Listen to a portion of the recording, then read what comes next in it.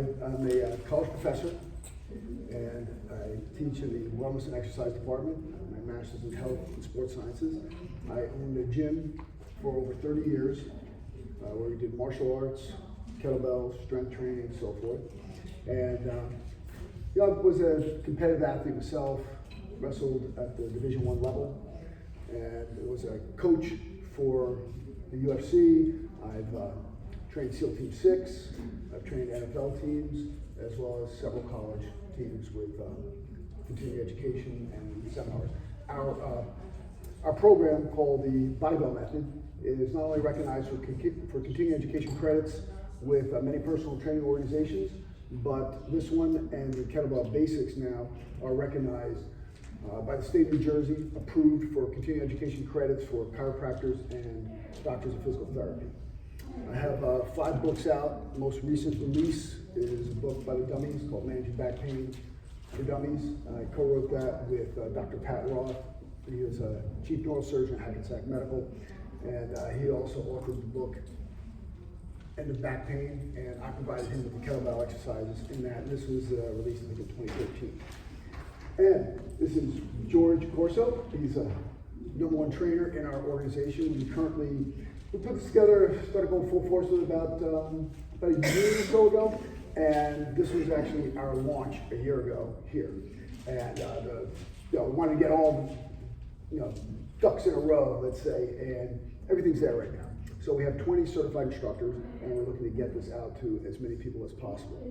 By the way, if you have a question, please bring it up at any point in time.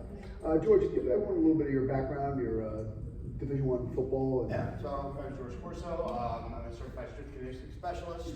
I'm a lead instructor with Phil. I'm a movement specialist, stick mobility, regional leader with Animal Flow. My background, I was a Division I football player. Mostly special teams kickoff, but I had a couple of tries to get CFL. So I've had my own business now 25 years. Been training for almost 30. And let's just keep it as simple like that. Married 4 kids, and that's kept me busy enough. So you overheard people saying that they were, not that we were eavesdropping, but can't help it here. He was eavesdropping, and he related to me. So they say that you guys are a little tight, a little sore. Well, we're going to remedy that for you. So what we're going to do is ask you to grab one of those PVC pipes, and we're going to come down to the floor.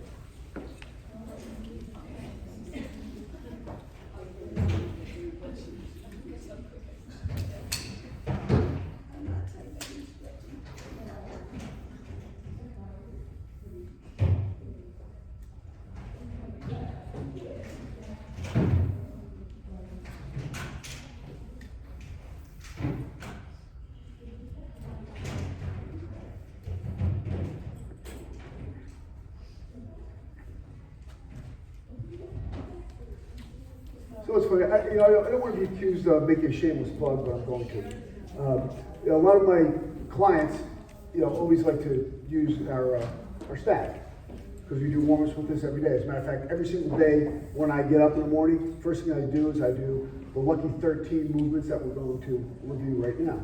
But they didn't know what to do as far as carrying a 5-foot stick around with them all the time, especially when you travel.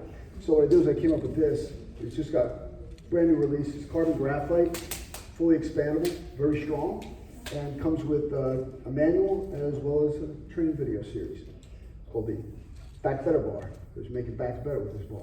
So what we're going to do right here is access the neutral spine. Oh, before I get into it, let me ask you a question. Anybody have cats or dogs? Okay. What's the first thing? Cat, dog? Dog. What's that dog do when it gets up from a nap? Right. What do we do when we get out of bed? How many? Everybody? Okay, exactly. What do most humans do? Right? You all get a cup of coffee, sit down, whatever it is, right? Or you get your car and you sit, blah, blah, blah, blah, blah. So our pets are smarter than we are. They know that when they get up, the first thing they need to do is stretch, and this is what you have to move, get the body going. So I do these 13 movements every morning, then I'll go into either yoga, workout or calisthenics or some dynamic tension, something. So, kickstart the system in the morning, right? So here we go, neutral spine. It's called the neutral spine drill. Coccyx, thoracic, and the back of your head. And whenever we're doing this, you always want to have some measure of tension. You don't just want to be kind of lackadaisical, go, okay, yeah, stretching, right? Because, there's many clients, they do that. Every time you work out, every time you put your hand on this stack, every time you grab a kettlebell, every time you go onto your yoga mat, look at it as an opportunity to get better. Because if you view this as an opportunity to get better every time you do it, it's going to increase your passion for this, right? It's going to increase your purpose. It's going to give you a reason, right? So we want to get better at this. So every time, try to get better. Tighten the butt, tighten the gut. You'll hear me say that a lot. Pull the hips down. Put some pressure on here. I'm putting some pressure on this. And I pull myself down. Active movement. Squeeze. So as we're doing this, we're focusing on the strengthening the stabilizers. Those stabilizers of the spine. So you want to have your back of your head on this as well. So get the back of the head on it as well. All 3 points have to maintain connection. So if I come here and I round my back, no more neutral spine, right? No more neutral spine. No more neutral spine. Neutral spine. Neutral spine all the time.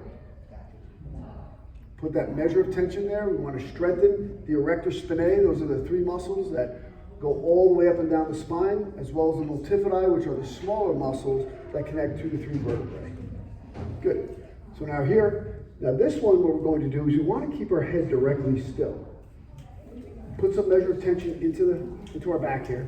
Tighten the butt, tighten the gut, eyes forward. Keep the head still. Do not turn the head. Go around your spine. Have some tension in there. Don't move the head. Yeah. Hold that head still. Yeah, it's hard to think, right? We always want to turn. We'll be up here. Watch. Face forward, like this. Face forward. Head forward. Does not move your head. Don't move the head, right? It's harder than you think. So what we want to do is focus on that spine. Tighten the muscles across the back. Squeeze the rhomboids. Everyone knows where those rhomboids are, right? So squeeze those rhomboids. That's it. Tighten the butt, tighten the gut. Create that cylinder of power. We need that for bracing. Good. Now we go side to side. Squeeze side to side. Nice side bends here.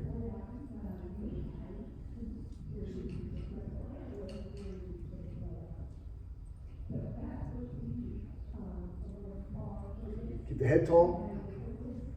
Good. Now these are called reach backs. Take the high hand, like you do in the backstroke, and reach back. Squeeze, backward. High hand, there you go. That's good. Good. Squeeze the stomach, reach back, reach back. Squeeze and reach, squeeze and reach. There you go. Good. So you want to even that staff out a little bit too. It's a little lopsided. Good. Okay, right from here now? Yes, question? Slight bend to the knees, hip hinge. So here's my position. I'm in that neutral spine. That's why we always start with the neutral spine drill, because we want to maintain that position the whole time. And twist side to side. The head is still again.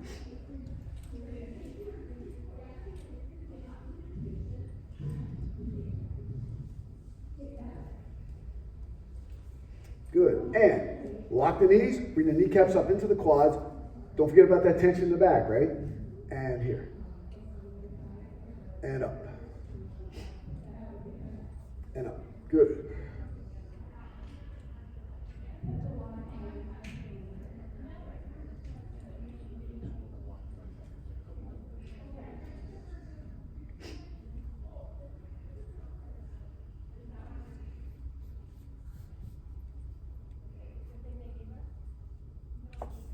Good. Now, right from here, belly button to crown of head. Everybody knows what belly button is, right? Okay. So I've say belly button. I've had people hold it here. I'm like, unless you had some type of surgery, I don't know. Belly button to crown of head. Now watch what happens. Pop! Boom! I'm dialing this in. I'm pulling on this. So I'm trying to almost snap this knee in half. But you don't have to kill it. But about 20% tension, right? I want to activate. I'm activating my lats. Boom. Tighten the butt, tighten the gut, creating that cylinder of power, and pull, pull, pull, pull, pull, pull, pull. Good. And down, down, down. Pull, pull, pull, pull, pull, pull, pull. I see some people with belly button operations. And down, down, down, down, down, down, down. Belly button, and up, up, up, up, up, up, up. Good. And down, down, down, down. Good. And up, up, up, up, up, up, up. And here, hold, and side to side. That's it. Shimmy, shake, and roll. Good. Now down in the front here, chest level. Now this is a very small movement. You don't want to twist at all, almost like you're going down a pipe. This time we're going to hit 20 each side. I'll get it running. Working on activating those stabilizers. Lock the elbows. Lock the elbows. Lock them more. Good. Okay, right from here, palm up, palm down. Now as opposed to pulling out, what we're going to do is we're going to push in. So here, palm up, palm down. And we're going from horizontal to vertical. Focus on the back. Think about what we're working. Think about those rhomboids. Think about scapular retraction. You want to be purposeful in our movement. This is how we're going to maximize the effectiveness. Lock those elbows. Lock. Yeah.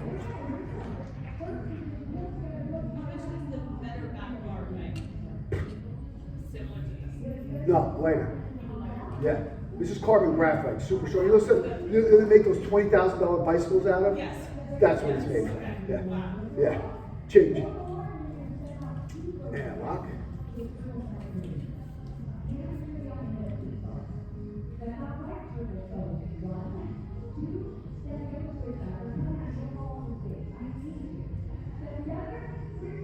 Lock the elbows. Lock them.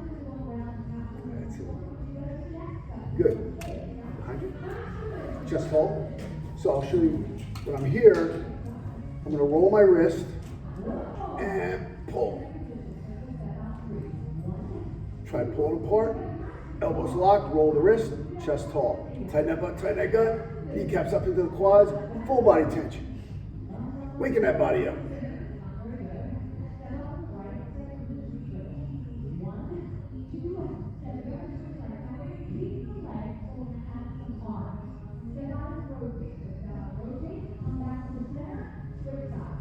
Good.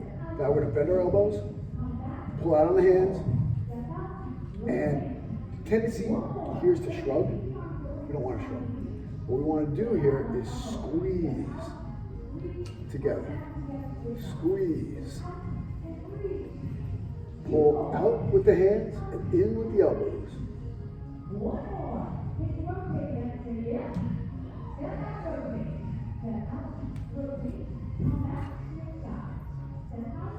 Good. Here we're going to do the overhead squat.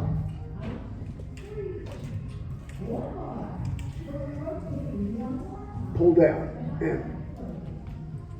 So the idea here is not to bend forward. So eventually what you do is you'll be able to do it like this. I'm facing the wall here.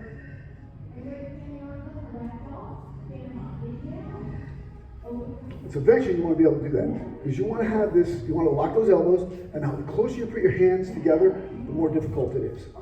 So lock the elbows, head tall, pull yourself. Eyes up.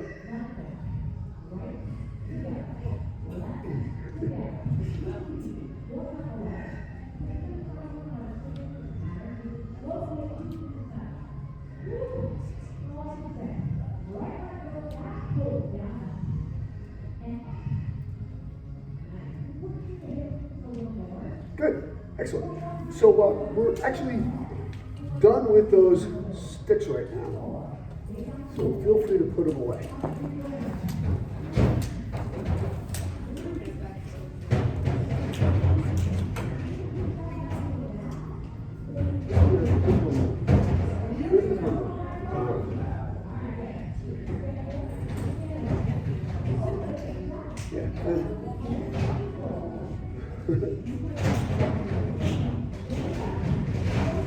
Don't even need it.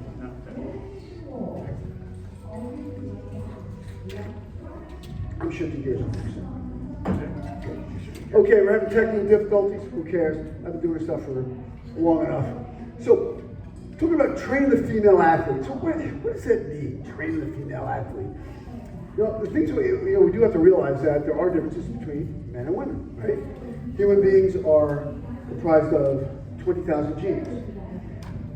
And the functionality of 6,500 of those are different between men and women. So on a cellular level, we're different by a full 1/3. Is what it is. But here's the thing that I've noticed is that a lot of women wind up moving away from the heavier weights. And, you know, they'll do functional training like curling with 3-pound weights and so forth and so on. I'm here to change your outlook on that. I'll tell you, the women I train all do push-ups. The women I train are all strong. The women I train build their bone density, their muscle density. Don't be afraid of it, embrace it. You know, those myths of getting bulk, it's garbage. Those are all myths. It's not proven at all. That's just folklore. So what we want to do is, I know we're limited with the size of the bells that we have, but you're going to come away with a better knowledge of this, and you're going to embrace using a heavier weight. So first thing we're going to start with is a push-up. And I'll tell you this, I did a seminar, last May, and I had this woman, she was 49 years old, so she never did a push-up in her life. Couldn't do it, right? She did a push-up that day in front of a whole bunch of people.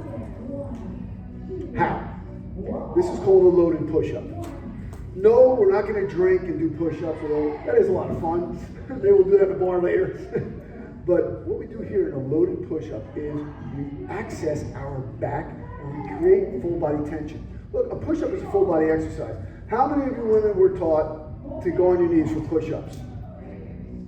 How many? A lot, right? And when someone is on their knees doing push-ups, guess what? 2 years from now, guess what they're still doing push-ups? On their knees.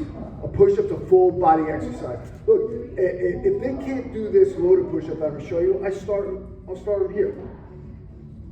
Start here. If they're really deconditioned, start on a wall. And then we get lower and lower and lower until we do the loaded push-up. But most people, if you're even reasonably conditioned, can do this loaded push-up. So here's what it looks like. You're going to hear me say, tighten the butt and tighten the gut. What am I saying? Tighten the butt, tighten the gut, pack the shoulders, engage the lats, squeeze the rhomboids, neutral spine all the time, all these things.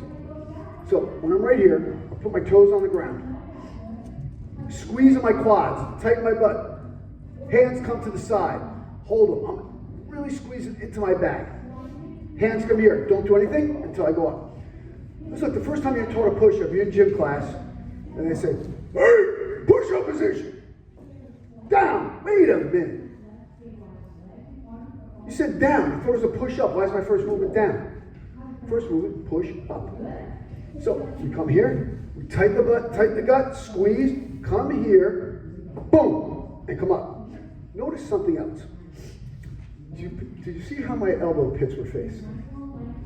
Elbow pits faced forward. I corkscrew my arms into the ground, accessing my chest, accessing my back, protecting the shoulders, not putting all the pressure on. You know, you look at it, you ever see two people lift weights, say you got two guys that are 200 pounds each. One guy benches 500 pounds, no problem. The other guy benches 250, blows his shoulder. Why? Because not accessing his lats properly. So we want to access the back. How many people have hurt their shoulders before? Or know someone's hurt their shoulders? Just about everyone at least knows someone hurt their shoulders, right? How many people hurt their lats? Right? You just don't, maybe you get lats get sore, but you don't injure them. Why? It's a huge muscle. It's the biggest muscle in your upper body. The lats are huge. Use them. So that's where we're going to access the lats here. So watch how I corkscrew my hands into the floor. So here, you see people do push-ups like that, no good. Flare the elbows, stressing them out. Elbow pits forward, corkscrew my hands. See that? Just like that. Boom. Pull myself down. It's an active negative. This is an active negative. I'm loading. Loading on the way down. Oh. Okay. So we're all going to try a loaded push-up. Okay. George, get the shots.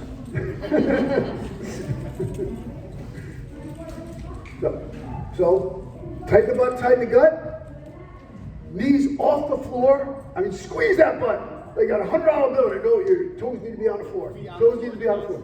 Toes on the floor. Like create that tension. Like bend them up. Yep. Now, hands out to the side. Hands out to the side far. Squeeze those rhomboids. Pull them in. Get them right underneath the shoulders, and then go up. Boom. There you go. And come down. And out to the side. Yeah, just load up every time. This is a great way to do your push-ups. You got to get a lot of strength here. And pull in and go. Pump. Nice. Keep everything taut. Everything taut. Okay, just relax for a second. We're on the ground. Let's relax for a second. We're all going to do this at once. Because some people are getting too, they're holding the tightness too long, so I don't want you to burn out. So we're down there. So okay, so now we're going to bring our kneecaps up into our quads. Tighten the butt, tighten the gut. Hands out to the side. Pull them in and go up. Boom. Nice. Excellent. So this is a great way to do our push-ups. Anybody have a question? Anybody have a problem with those? Look like you all did pretty well, right? Good job. Guys, if you aren't lost, when he's talking about corkscrewing the shoulders, it's the same technique he used in the beginning with the stick. He's corkscrewing the shoulders, he's packing the shoulders back. So that's the same idea. Bend that stick in half, bend that bar in half. Just do the same thing, but just a push-up. Look what just do it to yourself. If you're here and you go, just go on your knees for a second. Just go on your knees for a second. So right here, take your hands, go like this. Boom. Feels good, doesn't it? Here, pop. Shoulders here, boom, back, down, pop. This is how we're going to protect our shoulders and create that strength. We want to have tension through our whole bodies when we do our push-ups. Excellent. Excellent. Good. So, we're going to talk about using heavier weights. Heavier weights. So, first one we want to do is focus on deadlift. Okay? I'll demonstrate a dual kettlebell deadlift. Now, the common theme will be, just like we do with the stack, just like we do with the push-ups, packing the shoulders, engaging the lats. So when I access my kettlebells, there's a couple different ways to do deadlifts. I'll demonstrate a few. So right here, as soon as I put my hand on the kettlebell, I know you've been doing this a long time. I get another one. Let's give it a little sniff, right? So what is that? Why do I do that? Why do I do that? I want to smell the bells? No. What I do is I'm getting my body ready to do something. Because when I do that particular breath, my body knows I'm getting ready to perform. I'm getting ready to do something. So I'm dialing this in. You know, this is not just about what's going on in my body, it's what's going on in my head. Am I prepared for this workout? When I put my hand on that bell, I know that I'm going to try to make this rep. The rep that I'm doing right now, I want it to be better than any other rep I've done in my life. Doesn't matter if I'm in front of 50 people or alone in my gym. It doesn't matter. So,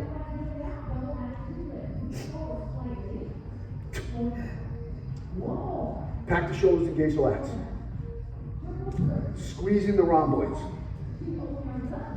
Pull myself down. Pull, pull, pull, pull, pull, pull, pull. Here's where it gets hard, guys. This is what people want to do. How many people see people do that, right? No bueno. Pop. Here. Keep it. Pull, pull, pull. And then come up. Tall chest. Tighten the butt, tighten the gut. Pull myself down. I'm flaring the snot out of my lats. Yeah, look. I'm flexing those bad boys. Squeeze them. Pull, pull, pull, pull, pull, pull, pull. And up. So, what we're all going to do, we get 2 of the heaviest kettlebells we can find. And if you have a kettlebell that's not heavy, Can we make it heavier? Can we make that kettlebell heavier? Heck yeah.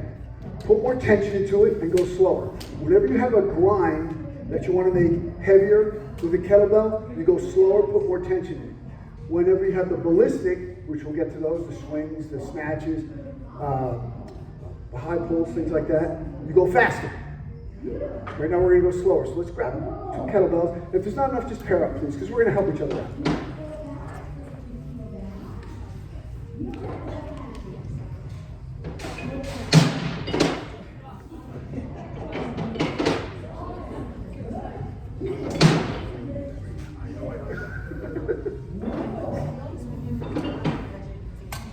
Yes.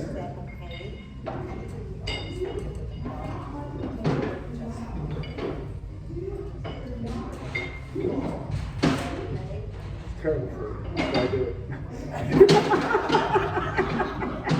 No, I always say that's why.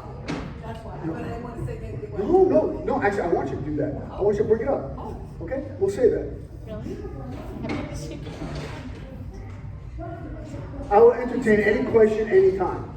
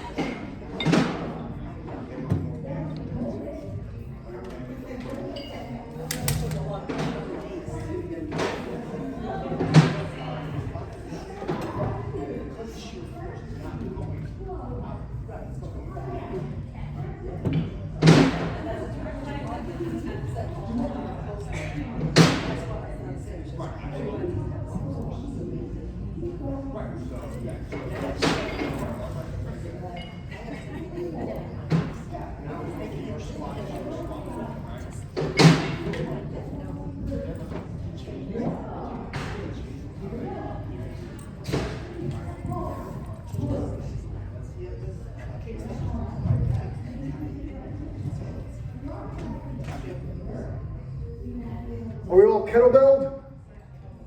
All right. So, let me just first. I will tell you something. When we're working out, if you have those like nice, like cool, thick shoes on, yeah, no bueno. No bueno. No good. Okay, why? Here's my butt lift. I think you're okay. I'm okay. So, why don't we do that? Because a couple of reasons. One, I want to take advantage of a thing called proprioception. That's my body's map.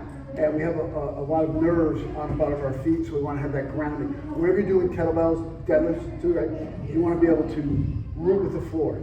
Have that grounding, root with the floor. Boom! Like if you ever work with any real high-level powerlifters, right? They talk about their feet burning when they're deadlifting, right? It's like, hitting in there, right? So you want to be able to take advantage of that. The other thing is that if you're doing these and there's a grade to the heel, you can get your knee over your toes.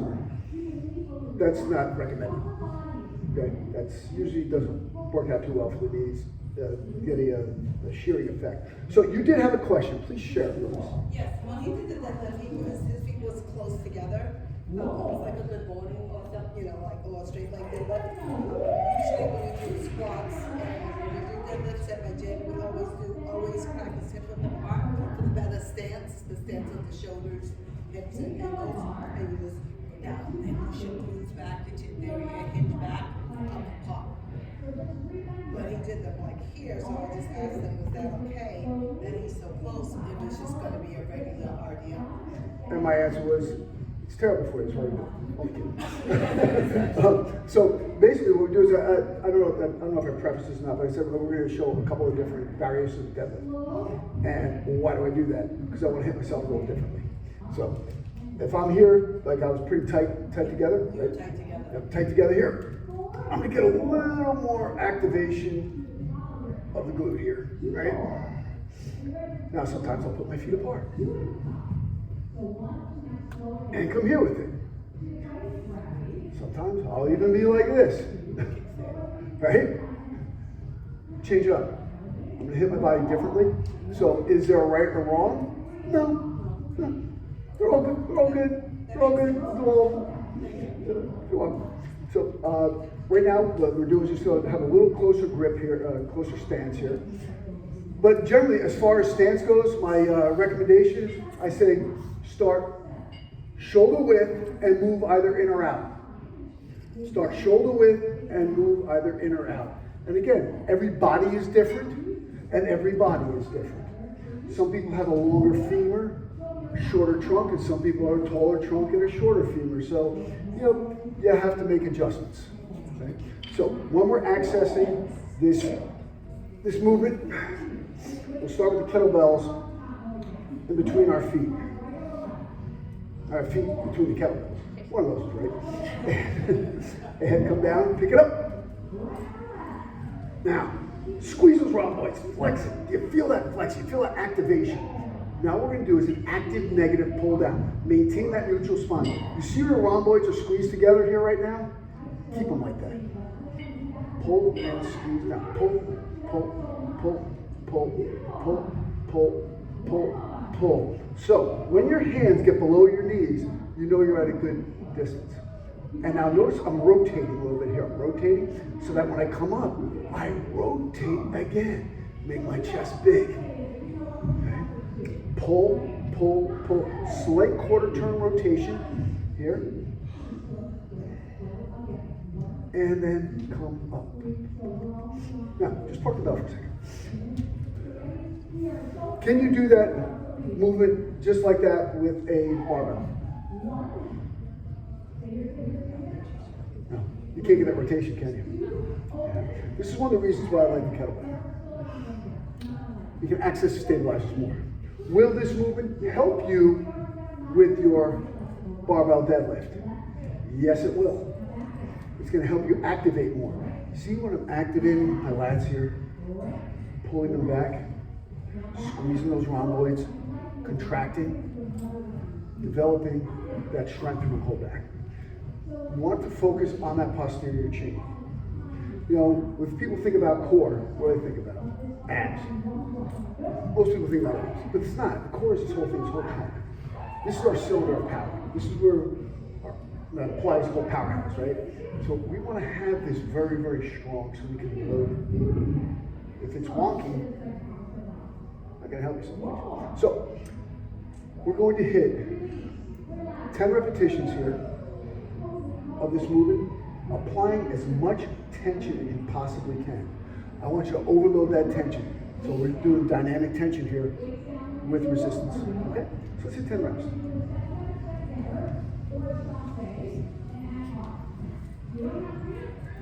Just let you know they're uneven. Yeah, it's okay. Just let you know. If anybody wants to try some of the bigger ones, you're more welcome to come up. Which I do a lot of uneven work as well. So, here, let me grab you here. Pop, pop, good. Keep that. Sure.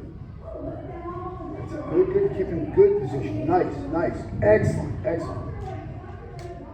Good, good. Chest hold, head up. Squeeze those rhomboids. Right there. Good. Keep that the whole time. Hip hinge. Beautiful. Let the hands just turn slightly, quarter turn the other way. Yes. Now come up. Good, good. Nice. Excellent. Excellent.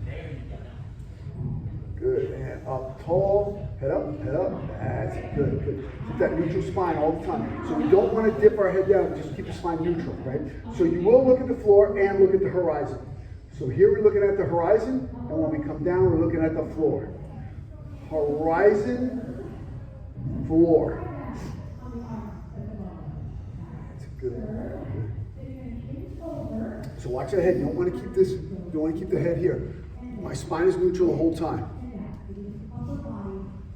Here. Here. Guys, when you stand up, find that standing plank position. Squeeze those glutes.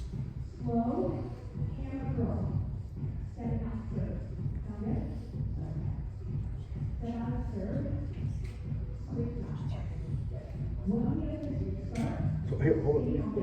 Grab right here, squeeze, squeeze. That's it. Now come all the way up tall, all the way up tall. Tall, tall, tall. Good. Now pull yourself down. Pull, pull. No so much squat, more hip hinge. Yes, bend the knee just a little bit. That's good, right there. Good, squeeze those rhomboids. Good. Now come on. See me squeeze the rhomboids, you don't go that far. Yeah, yeah. So you want to have that strength, keep that shoulder packed, engaged the whole time.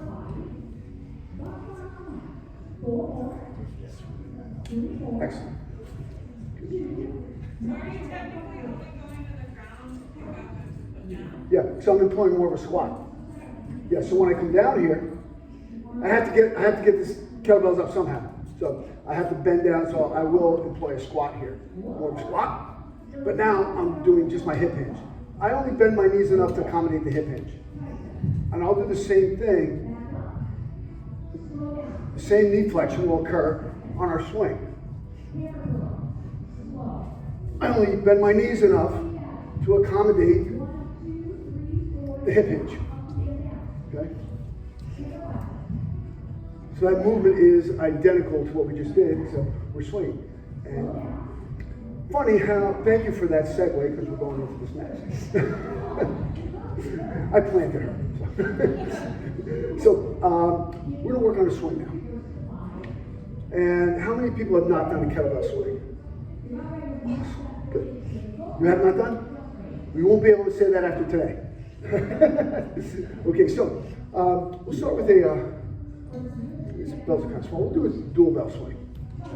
So, when we're starting with the dual bell swing, we're going to start with the V configuration. So what do I mean by that? The bells will be on the floor like this. Why? Because I want to have the backs of my hands facing each other. Now, and if anybody can explain this to me, please do. I did put this out on the internet. I did not get a response.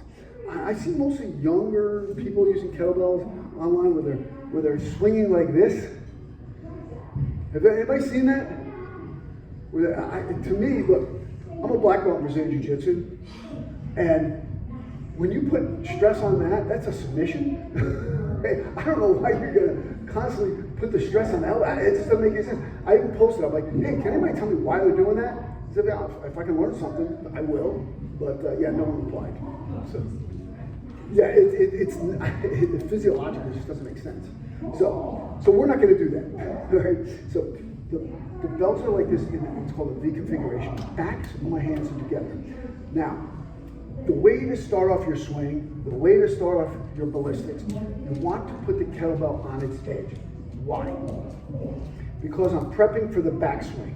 On any of these ballistic movements, the backswing.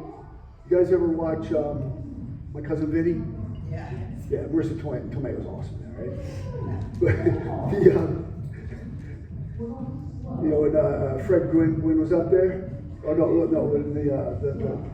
the lawyer, the prosecuting attorney said, identical, right? So the ballistic, the start for them is identical, no matter what it is. Swing, clean, snatch, high pull, doesn't matter. The back swing is the most crucial part of these ballistics.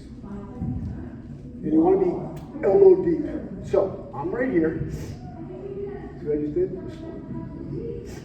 Here. And I tilt the kettlebells here. I'm already prepping for the backswing. See that? I'm prepping for the backswing. So I hike it and pop, pop, pop, pop, pop, pop. And notice how I put it down. I put the kettlebell down as if I was going to do another repetition.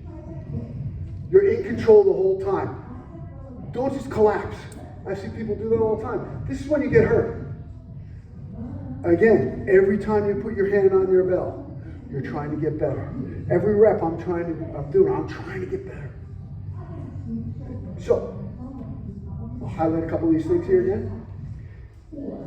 We're starting from the ground up, right? Rooting with the ground, that's why we want big old fluffy shoes. I shoe shamed you. I shoe shamed you. That's a new one. I just made it up. So what we're going to do is root with the floor. Rip. Use those toes. Bring the kneecaps up into the quads. Kneecaps up into the quads. Tighten the butt, tighten the gut. Create that cylinder of power. Pack the shoulders, engage the lats. And this is the top of a swing. If I put my hands like this, what does this look like? A plank. Right, who said the plank? Ding, ding, ding, ding, ding. We got a winner. The top of the swing should look like your plank. And I know everybody planks in this way. Okay, so this is what it looks like here. And I'm gonna date myself. Analog clock. Anybody use those anymore? So we want to be at 10 and 4 at the bottom. Okay? So our head will be at 10, our tail will be at 4. You don't have to be 9 and 3. So if you go 9 and 3, yeah, if you're super limber, some people can do it. You can do it. I can do it most times, but mostly it's better at 10 and 4. That's what we want to be. You can have a good hip hinge. It's easier to maintain the tension throughout your back. So again, it roots like this. Start your rooting with the floor. Bring the kneecaps up into the quads. Tighten the butt, tighten the gut. Get that cylinder of power. Pack the shoulders, engage the lats. Now on the downswing, my hands are here, right? They're going to turn slightly. Come here. Keep those shoulders packed. Elbow D, elbow D, elbow D. You're looking at the floor about 6 feet in front. Now we're going to tighten the butt, tighten the gut, and pop. Nice. That was fun. Let's do it again. Pull, pull, pull, pull, pull, pull, pull, low, and pop! Woo! All right, you guys are good. I like that. I like that. Okay, so now we're all going to grab our bells and do the same thing. So we're going to hit 10 repetitions like this. Pack the shoulder, engage the lats, tighten the butt, tighten the gut, breathe in through the nose, exhale on a 2. Okay? Together, we'll go. And here we go. And begin. 1, 2, 3, 4, 5, 6, 7, 8, 9, 10. Okay. Someone's playing Jingle Bells. All right. So, what does that mean if you hear Jingle Bells? That means Santa's coming. It's close to Christmas. You still have to have Thanksgiving. We're crying out loud. So, no, what's happening is your shoulders are becoming unpacked. So, you want to make sure you're bringing the bells together. That means at the bottom, you're probably doing this.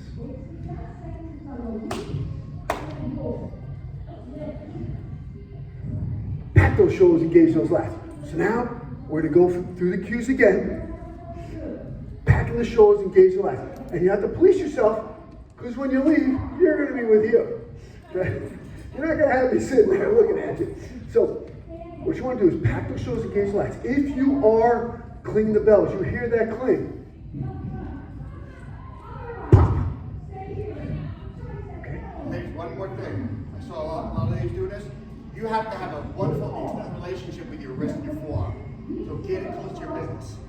Okay? A lot of ladies down here. You gotta get it up in there. Okay? Because I'm keeping that neutral spine.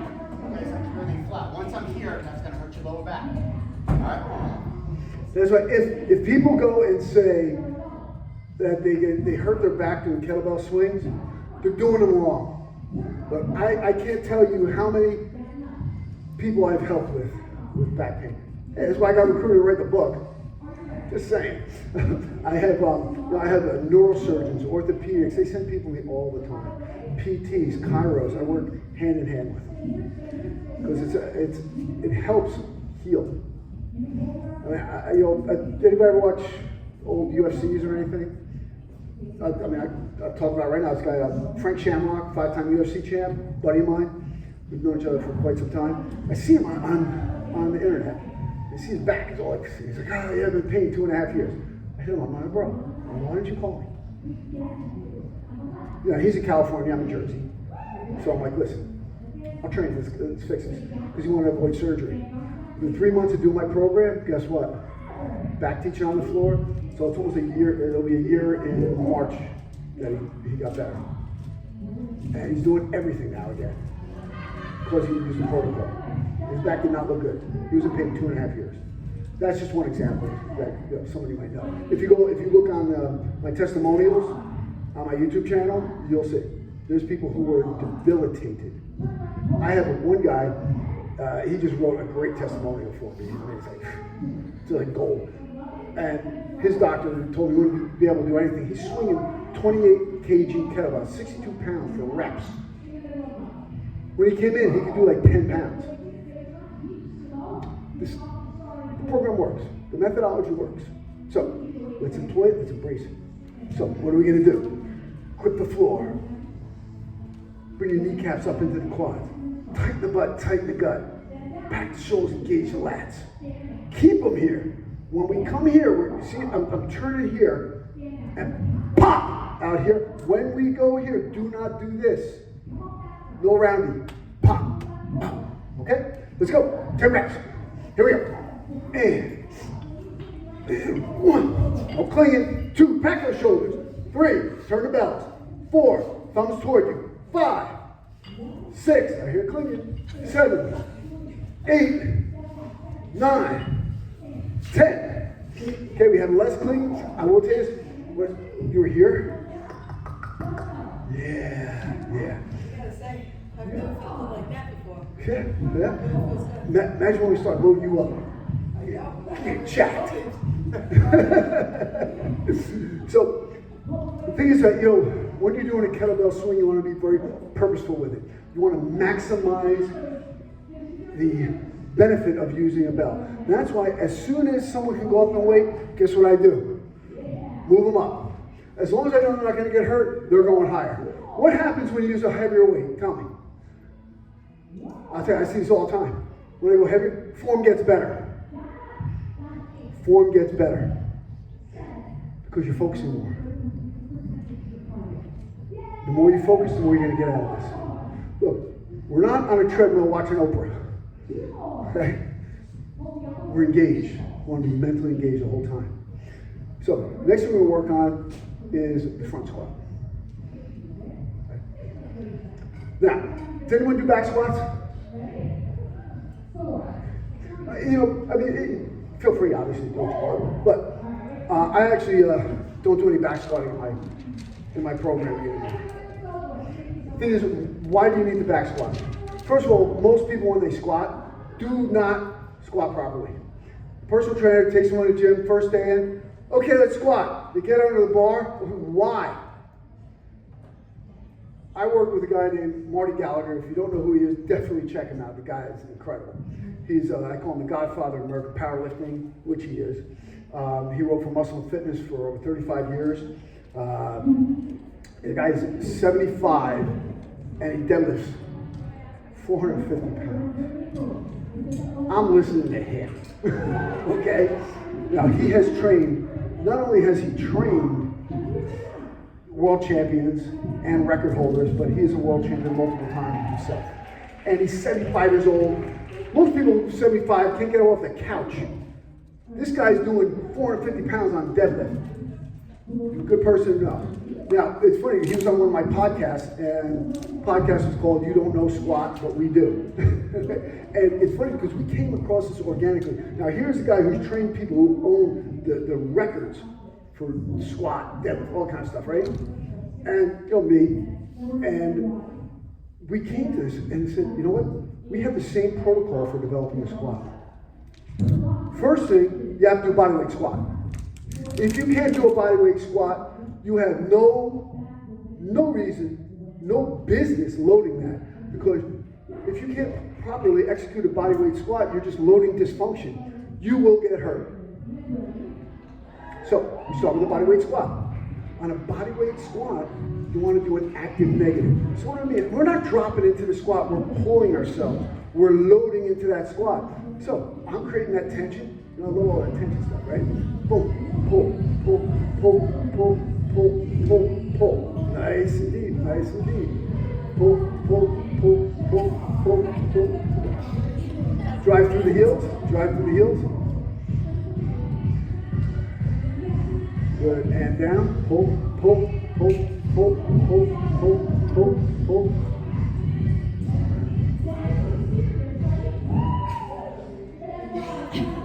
Drive, up, up, up, up, up. Good. See? You went farther than you thought you could, right? Now, I have this kind of cool movement and need a volunteer.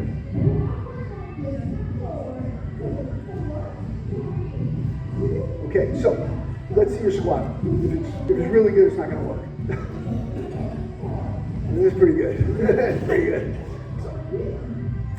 I need someone who's not as good. You want to give it a shot? Good. So let's see your squat. I know. God, you disappoint me. Nobody sucks. Okay, good. We can help you. Okay, not bad. So what we're going to do here, I'm going to ask you to lie flat on your back. Feet facing me. There you go. Good. So actually, let's go this way so we can see. Facing me this way. Good. So watch what we're going to do here. I'm going to ask you to dorsiflex your feet, bring your knees up to your chest as high as you can go. Right, higher. I'm going to relax.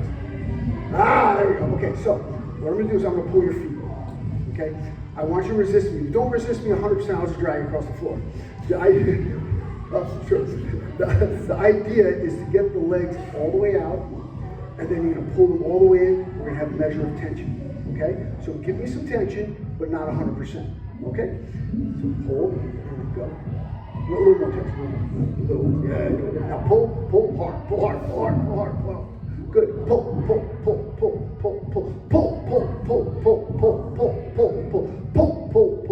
Okay, a little less. That's it. Good. And one more. Pull. Good. Come on. Stand up. Yep. Oh no! I was gonna pull you out. Okay, good. Awesome. Good. No, don't go anywhere yet. Yeah, test the theory. See if it works, right? So what we're gonna do here now? We saw that squat before, right? So now create some tension. Right? Now pull yourself down. Pull.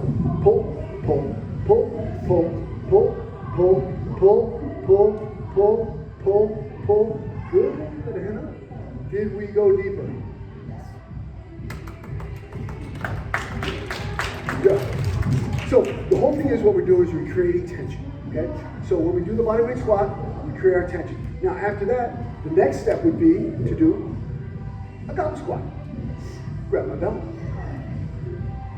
Elbows in. Pull. And drive from the heels. Pull. And drive from the heels.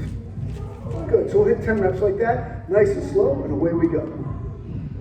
Pull. Try to get those elbows down into the teardrops by the knees.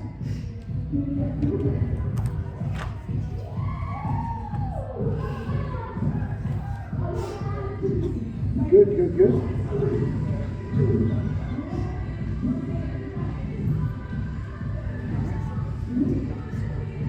You throw weights in the back. Excellent. So after we hit 10, almost there, close.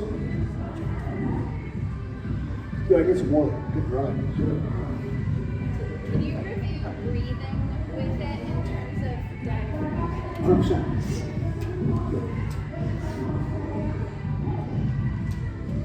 Good. Okay, so where's the breath? What I want to do is I want to create that tension and compression. How am I going to do that? Breathe in through the nose, and I want to do a thing called breathing behind the shield. So I never want to exhale 100%. Always have some measure of tension.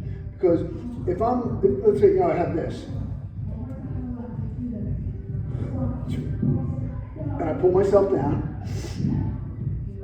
and I let go down here, it's going to be hard to get up. I still have tension here. So I breathe in through the nose, create that tension. Control the breath out of the mouth. So, things when you make our exhale, when we make our inhale, we want to go through the nose. Why? Creates tension. Try it. Breathe through your mouth. Right? Now breathe through the nose. Get more tension, right? So I want to keep that tension and compression here. I do not want to fully exhale on the way up.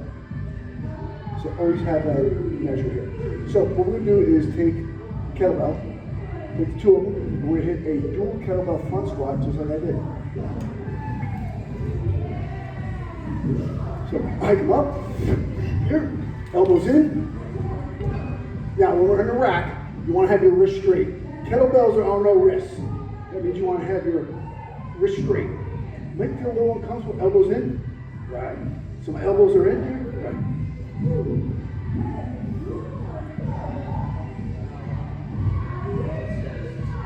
And we're going to pull ourselves down.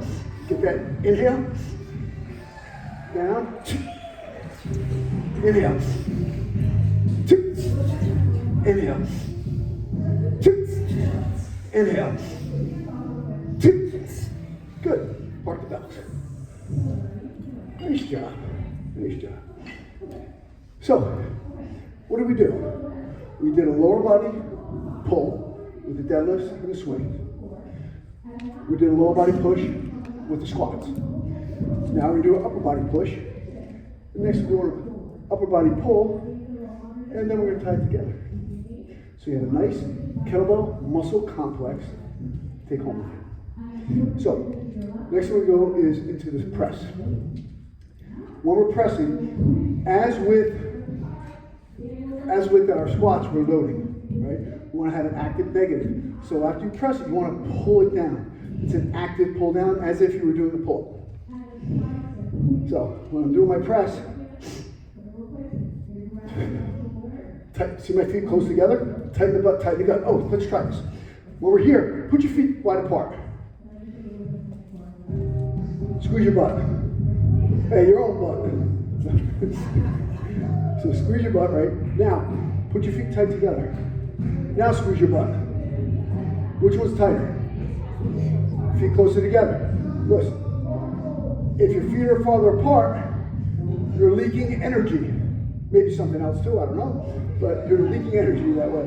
So we want to make sure that we have that tension, take full advantage of that tension that we created throughout our whole body. This is a full body movement. All these exercises we're doing are full body movements.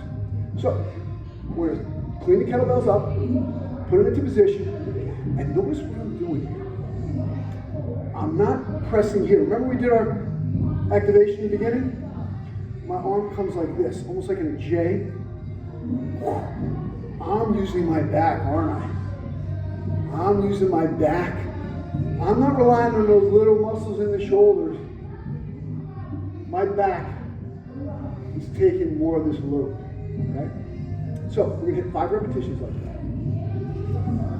So here we go, and hike it, and press, and pull it in, and press, and pull it in, and press, and pull it in. Lock those elbows, and press. As soon as my kettlebell is, you want your arms, even with the ears, are slightly behind. And down, and one more. And down. Good job. Pretty good. I feel the difference when you're moving out like here, feeling access the back. So this is what we want to do. Now the last one we're going to do is called the dual kettlebell row. So how many people can do, how many of your clients can do pull-ups? Not too many though, right? But everybody can row, can't they? Not everyone can do pull-ups, just about everyone can row. So on the kettlebell row, you want to maintain those positions. All of the things that we spoke about before. Our posture, packing the shoulders, engaging the lats. Because what I see on rows is that, you ever see people extend the arm out here? They're starting a lawnmower. Think about it. Let's dial that in. Is our shoulder packed?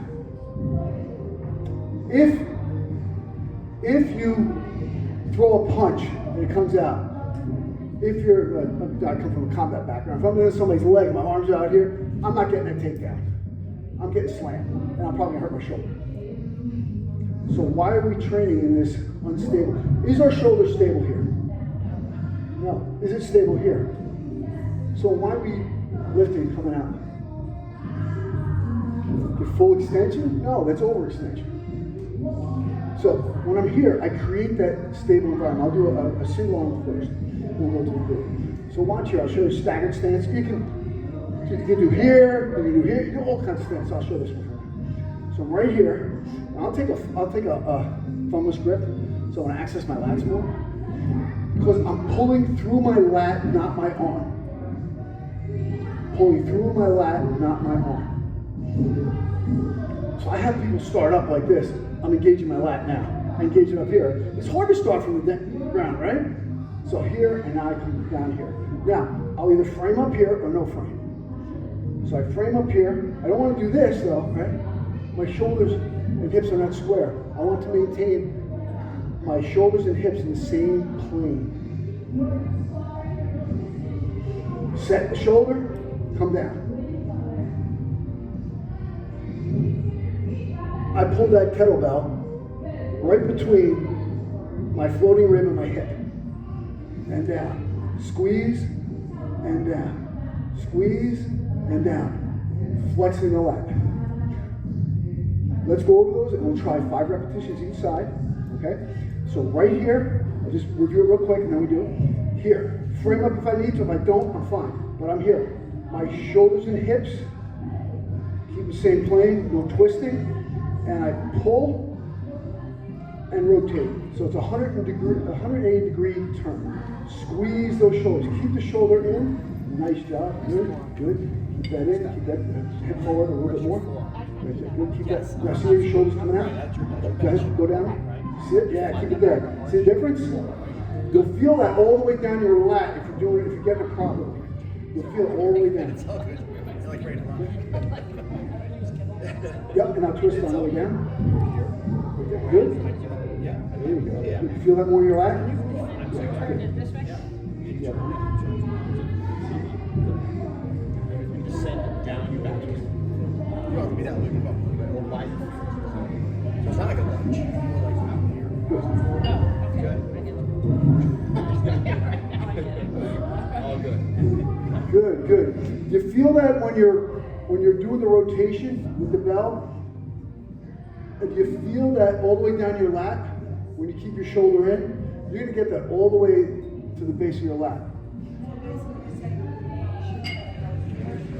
No, you're good. Twist. No, I'll bring it right into my hip. Yep, bring it into my, squeeze it up higher, higher. Like put the bell handle the other way, pump. Yes. Yeah. Yep, squeeze it up. You would like to try to hit that hip. Yeah, the area right between the hip and the floating rib. Yeah. So keep that shoulder packed. Yeah, create that stable environment.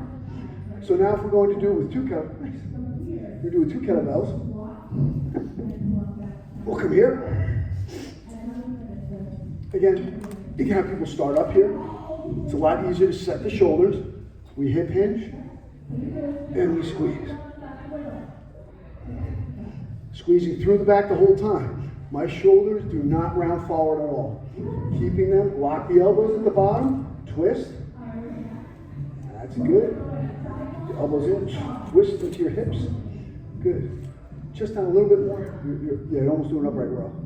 Watch your head. Bring your head down. That's it. Nice.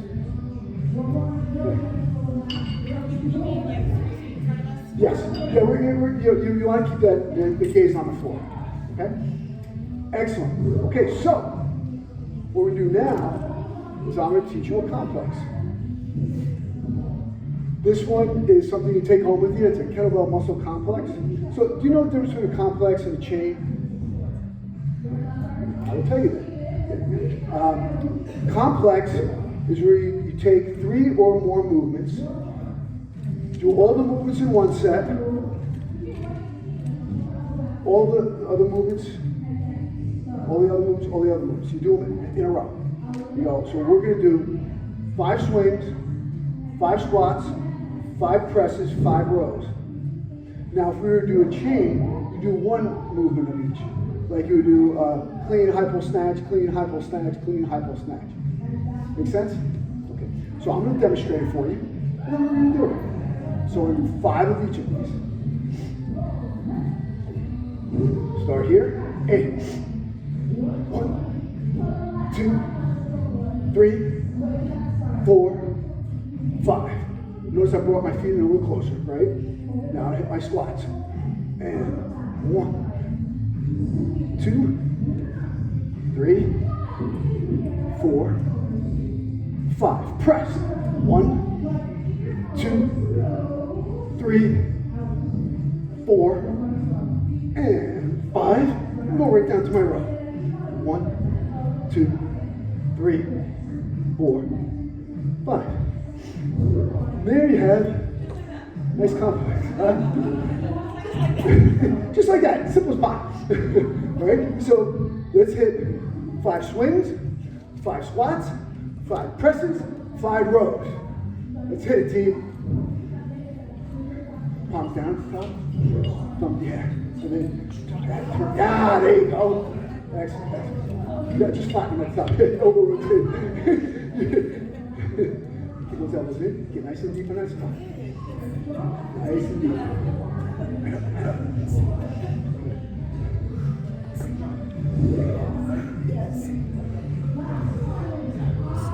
There you go. Good. Good work. Elbows in. Back a little straighter on that squat. Back a little straighter. That's good. Bring them in. Bring them all the way in. Bring those elbows all the way in on that press. Bring your elbows to your side on your press.